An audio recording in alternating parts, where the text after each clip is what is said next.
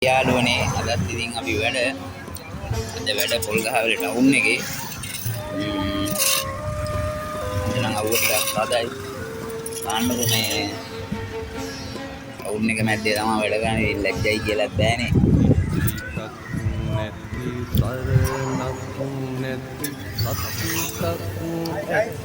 Hi guys Polgahawela ඉන්නේ town එකේ වැඩ මේ ඉන්නේ බන්දුල ඉතින් මමත් ඉන්නවා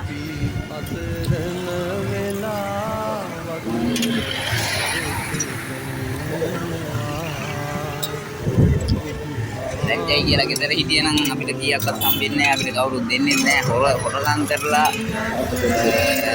අල්ලි හොයනවට වඩා මේ වගේ ඉතින් දෙයක් කරලා කීයක් හරි හම්බ කරන එක ඇත්තටම සතුටුයි ලැජ්ජයි